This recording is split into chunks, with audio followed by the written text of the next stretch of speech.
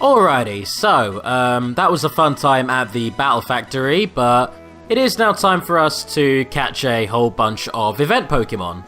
So before we do that, I am just going to reassemble my team a little bit. There we go. And before we go anywhere, I think it would be prudent for us to run around and explore the Battle Frontier. The Battle Palace? Ooh. Yep, it is around this time that I came to the realization that I can't actually visit anywhere else in the Battle Frontier yet because I don't have a full team of, you know, perfectly EV-trained level 100 Pokemon, which is kind of what you need. So, yeah, we're just gonna do a little bit more touring around, show you what all the facilities look like, even though we will be visiting them later. You've got a ranking hall here, you can get items in here, which is all well and good. Oh, that's where you turn in your battle points? Oh, the Battle Tower. Oh yeah, that's still a thing. To be honest with you, I am also getting my bearings here, because I rarely ever play through the Battle Frontier. Hey Celebi, what you doing here at this random street corner? Just granting wishes. It's just kind of chilling there. Celebi in the hood! Just hanging out on a random corner, as you do when you're a little onion fairy. Report, local man actually catches every single Pokemon. Celebi is a cool Pokemon. It's always an absolute nightmare to actually acquire it though. I'm still bitter over the GS ball debacle in Gold and Silver. Oh, that thing was so frustrating. For anyone who doesn't know, in the Pokemon anime series, they introduced a plot device called the GS ball. It was a ball that couldn't be opened. It was gold and silver. So, naturally, you know, the writers originally intended for the GS ball to come into fruition in the Pokemon Gold and Silver arc, and it was supposed to contain Celebi. And then they just thought, you know what, let's just make a movie where Celebi is in it. A movie that's very forgettable, so... Well, they could have at least been like, oh, well, the GS ball's in this. Yeah, no, they just completely forgot about it. I was actually more referring to how even it's technically in Gold and Silver, but if you're playing the Western localization, you can never actually get it and use it to catch Celebi. Oh my god, yeah, that too. Only if you were in Japan. We just got double shafted on that one, Christ. Anyways, speaking of events that are, you know, mostly Japan exclusive, let's go catch a bunch of Emerald's event Pokemon. So, first of all, we have Faraway Island. This island in particular is where you can find Mew, and you have to engage in something of a mini-game in order to actually acquire it. Oh boy. Yeah, so, hello Mew. You have to shuffle through this grass, and... Oh wait, no, there are random encounters here. Okay, that's immediately annoying. I heard you like low encounter rates. So let's just get this bloody... Jesus. Come on! I just... Like, I've gotten rid of the encounters and even still it's annoying. Like, Jesus, Mew! Oh, for fuck's sake, I just... Okay. Can't you just cut down the grass? Fuck, I didn't even consider that. That might actually be the solution. Oh, yeah, you can actually do that with grass in this game, can't you? You can, huh? You sure can. I guess we know who's the brains of this bunch. Well, anyway, it doesn't matter. I got it. I'll tell you what is cool. You actually get a rendition of the Generation 1 or the Kanto battle theme here. And I think Mew is the only Pokemon that gives you that. Wait, no. Ho-Ho and Lugia do as well, which is odd considering they aren't from Kanto. Now, of all the legendaries, Mew turns out to be the easiest to catch because it decided to become Spheal. Oh no! Which then made it very susceptible to the dive ball. Yeah. Is its catch rate still that of the actual Mew when it's transformed? Yes, it is. Okay. But I think the typing does change its susceptibility to the dive ball. No, netball, sorry, the netball. Yes, its stats, moves, and typing change, but not its EVs, IVs, or catch rate. That is very well remembered, like, wow. I would not have been able to answer that question. I mean, I'm kind of just talking out of my butt here. I'm just making my best guess. I'm going to assume you're correct. It sounds like a good idea.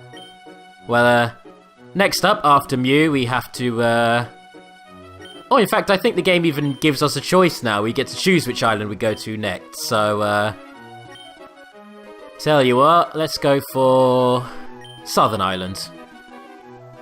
Yeah, Southern Island. Seems pretty, low-key. So, Where are you going? I'm going to an island. Which one? South? just south in general. Just go south. Do you know what, though? Like, anytime I hear South Island, I think of that terrible Sonic the Hedgehog fan film. You know that one? You mean that goddamn wonderful thing? We can't trust Sonic. He's a South Islander. So, yeah. This is where you get Latios or Latias, whichever one you didn't observe on the television screen. It's a dragon. It is a psychic dragon, and it's the best. But what is interesting is that this place is actually mandatory and appears mid-game in the Generation 6 remakes. You just get given a Latios or a Latias quite early in the game. And therefore the rest of the game is a cakewalk, because you have a Latios or a Latias. Unless you're me and you refuse to use it out of sheer trainer pride. You know, I really would, except they're genuinely really well designed and really cute though, so I actually like using them as Pokemon. Even if they are legendaries. But anyways, next area. This game just throws legendaries at you. Well, this ROM hack does. No, I mean, like, even in general, Gen 3, it's got Latios, Latias, Groudon, Kyogre, the Reggies, and Rayquaza. Yeah. That's quite a few. That said, I think it was Gen 4 that broke the record on how many legendaries it introduced. I'm pretty sure. Gen 4 felt like just a deluge of legendaries, so yeah. Yeah, so, well, Gen 1 had 5, Gen 2 had 5, well, 6, well, no. Shit, yeah, Gen 1 had 5, Gen 2 had 6. What the fuck is this, by the way? Is this a puzzle? Are we playing with is this a Ouija board? This is a really dumb minigame in which you have to interact with the triangle in the least amount of steps. Annoyingly, the game doesn't tell you that that's what you're supposed to be doing, so I did spend quite a while just walking around and interacting with that stupid triangle. Thanks, game. The ultimate boss, geometry. And anyway, this is the Deoxys encounter. Deoxys is one of my favourite legendaries. I love its concept, I love its design, I love its gimmick. I just think he's cool. Who would win, a team of fully trained Pokemon or one wiggly boy? You know what, I'm going to show off Deoxys' gimmick now, which involves showing off its Pokédex entry, so this will be the only other exception to that rule. You'll notice that he's changed forms, so if you're playing Pokemon Emerald, you get a speed form Deoxys, which is fast as hell.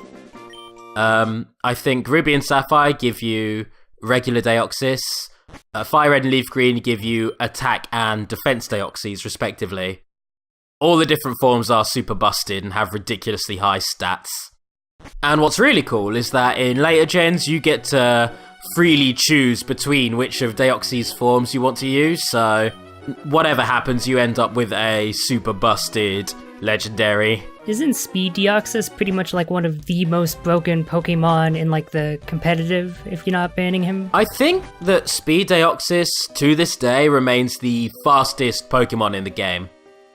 I don't think anything beats it, unless it's like holding a choice scarf or something like that. What about Quick Attack? Well, yeah, quick attack is still faster because it always goes first, and considering that Speed-Deoxys has shit defenses, quick attack would actually do quite a lot of damage to him.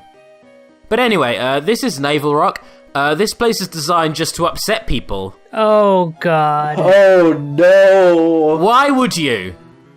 Why would you?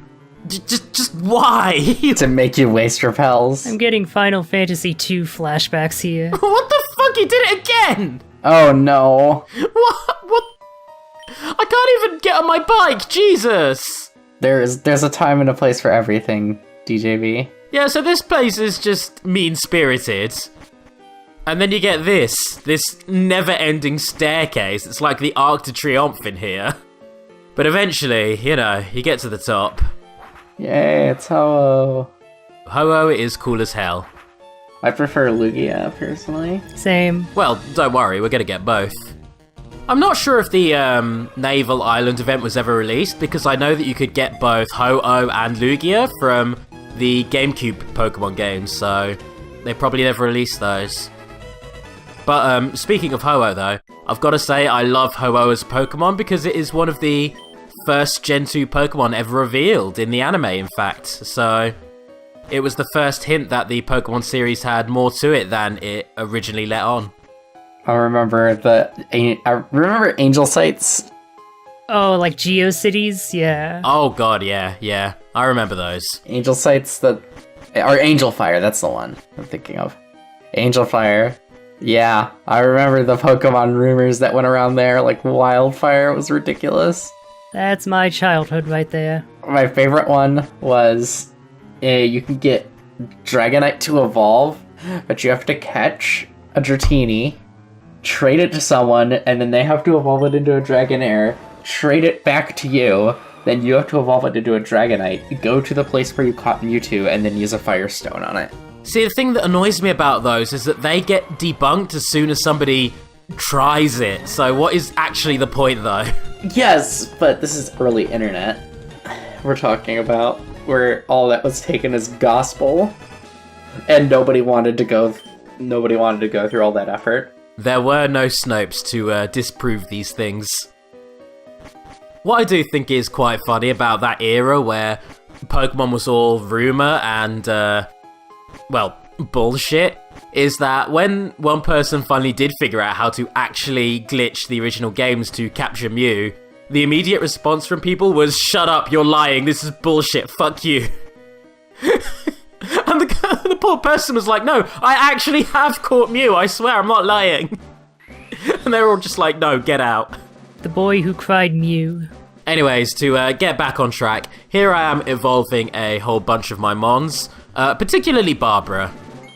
Barbara the, Golbat now. And after even more grinding, we get Barbara the Crobat.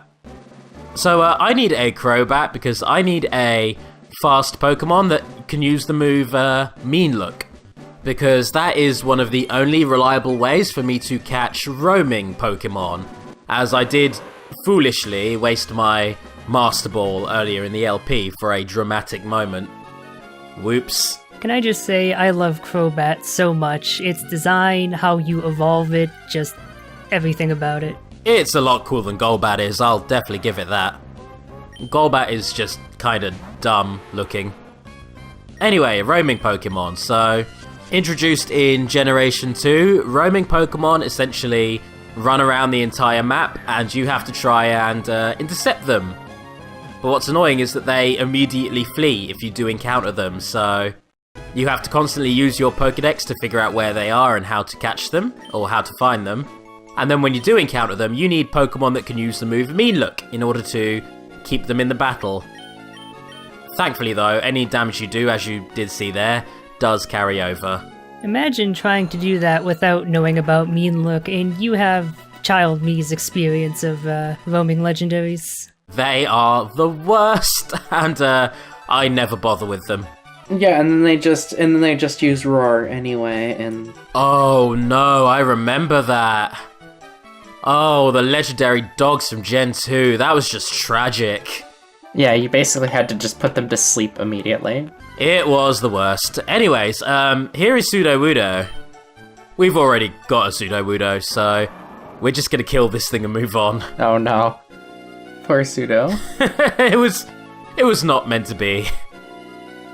Now, there is one really big legendary that lives inside this cave right here. Can you girls tell me who it is? Can you guess who it is? Is it Peekaboo? No. Is it Shaman? No, it's not. It's... No. No! What? It's missing number, right? Is it M?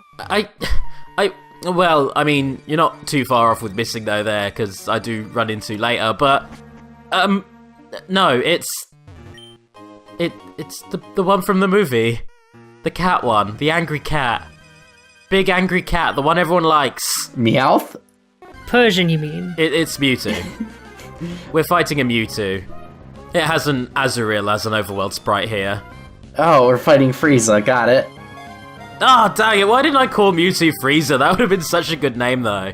Like, the perfect name. And now with Mewtwo X and Mewtwo Y, you could even say that's not his final form. Oh my god, actually, though. Damn. Shit.